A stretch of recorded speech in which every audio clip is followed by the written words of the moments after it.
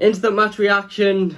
That was fucking dreadful. Tottenham Hotspur 1, Everton 0 at the Tottenham Hotspur Stadium. We were dreadful today. We were absolutely shocking. Once again, the midfielders massively let Carlo Ancelotti down. And once again, the midfielders showed that it just simply isn't good enough. In fact, it's worse than not good enough. It's dreadful. It's an absolute shambles and it's embarrassing. Today we come up against the Tottenham Hotspur side who had very little in the game. In fact, they had nothing in the game. It was the worst Tottenham Hotspur side I've seen Everton play in absolute years. They were dreadful. They didn't have much energy. They didn't create anything. They didn't break forward. But because of how shite Everton were, we made them look actually alright. They scored one goal, which was a massive deflection, which ends up going down as an own goal because the original shot isn't going anywhere near the goal. And then we just don't respond whatsoever. And you know what? I was watching the game and Gary Neville got every single thing he said absolutely spot on. There needs to be a mentality change at this club. There's no passion, there's no urgency, there's no intensity. When we go 1-0 down, we don't think, oh, we've been unlucky there, that, you know, that's gone in off Michael Keane, or, you know, that's an unlucky goal to concede. Let's pick ourselves back up. Let's go again. These aren't that good. We just feel sorry for ourselves. Our heads drop and we just can't be arsed. And that today was nothing short of embarrassing from every player that was on the pitch. And I feel sorry for Carlo Ancelotti because when he released the team news and, you know, there was Gylfi Sigurdsson, Alex Iwobi, Tom Davies and Andre Gomez in the midfield, you sort of knew straight away that it wasn't going to be an exciting day at the office for Everton, and it wasn't going to be a very energetic day at the office from Everton Football Club. But you'd have faith in Carlo Ancelotti, and I feel sorry for Carlo Ancelotti today because he hasn't got any options whatsoever, and our midfielders are absolutely atrocious. Our best midfielder is a 19-year-old kid who's played 3 Premier League games, and that's no word of a lie whatsoever. Davis, not good enough. Gomez, not good enough. Sigurdsson, not good enough. Bernard, not good enough. Iwobi, not good enough. I don't care what anybody says. I do not want to see Everton linked with another centre-back again this summer. I do not want to see Everton linked with Gabriel. I don't want Gabriel. I don't want Todibo. I don't want anybody else unless they play across that midfield. We need an entire midfield. I'm talking 2 central midfielders, a right mid and a left mid. Anthony Gordon's probably the only one that I'd say keeps his position going into next season. And, you know, obviously he's only played a couple of Premier League games, so he's not even a starter week in, week out. Although, you know, given the fact that he was the most dangerous player when he come on the pitch, I think for Carlo Ancelotti now it's an easy decision who plays on that side of the pitch, and it's Anthony Gordon. It was flat. It was flat by Everton. We had nothing. It was a boring, atrocious game of football to watch. From a neutral perspective, it must have been absolutely dreadful. But from an Everton fan's perspective, it's even worse because not only have Everton not turned up and just walked around the pitch and looked like they weren't arsed again and looked like they were just there to pick up a wage. I hope every single one of those players is in that coach with their head down and doesn't say a fucking word to one another for the entire trip home to Merseyside tonight. I hope Carlo Ancelotti gives them the bollocking that they deserve, and if he doesn't give them the bollocking they deserve, I hope Duncan Ferguson does, because that was embarrassing today. We come up against a poor Tottenham side, a Tottenham side that 16, 17 teams in the Premier League would have beaten today because they had nothing about them. Harry Kane didn't get into the game. Son didn't get into the game. You know, Lo Celso was throwing himself about. A dirty Tottenham side, don't get me wrong, all they could do is foul, but they had nothing, and we made them look half decent because we thought, oh, you're going to put in a shit performance, will ya? We'll one up you and we'll be even shitter. And for me, I've got no time for that.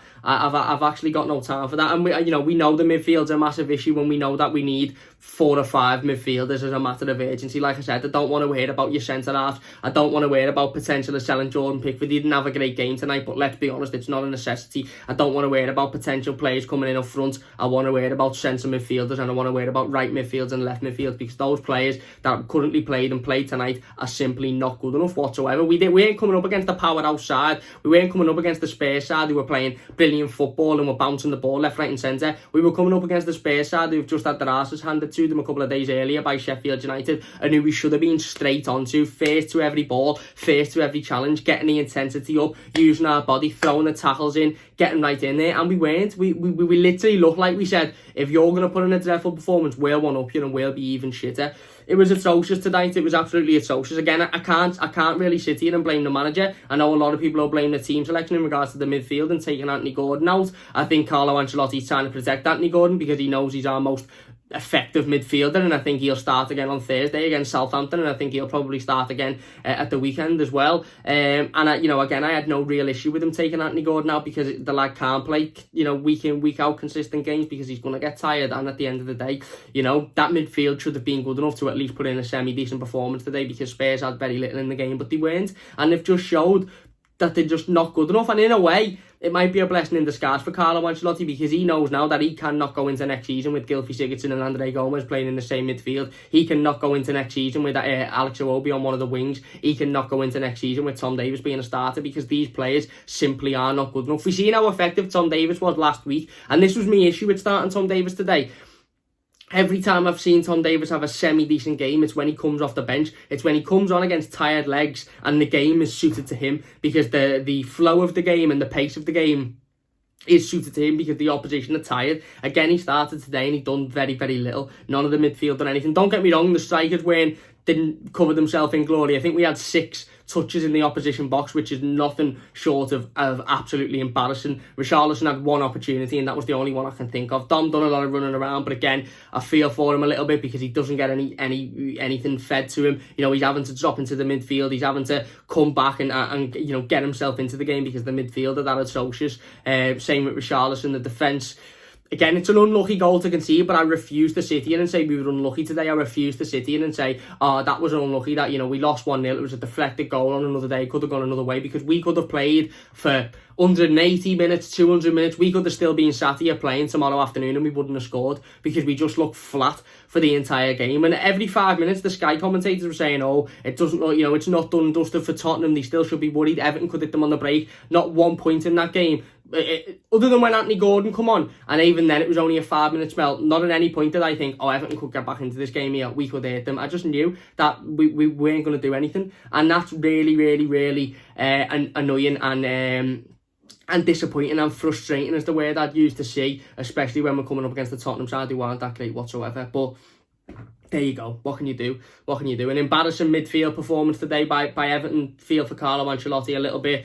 Defence done okay. Again, the goal was unlucky, but you can't be going into next season with that midfield. We need a brand new midfield, and I'm talking 2 centre midfielders, a right mid and a left mid. And I refuse to be happy if Gabriel's linked next week, or Tadibo's linked next week, or whoever else that doesn't play within that midfield. I'm not interested. We need to bring in midfielders as a matter of urgency, because we cannot play week in, week out. We can play week in, week out like that, and we'll beat a lot of teams. Will beat your Norwiches. We might get a decent result against the Leicester like we have. We'll beat your West Hams. We'll beat your Bournemouth. But we come up against any of the so-called top 6, or the sides with the little bit more quality to them, then we're not going to win games of football. And unfortunately, that means we're not going to finish anywhere within the top 7 or 8. So if we want to be a mid-table squad, stick with that midfield. If Carlo Ancelotti wants to move this team on, which I honestly believe he does, and the club want to move this team on, Carlo Ancelotti needs upwards of £200 million, and we need a brand new midfield, because that one isn't good enough.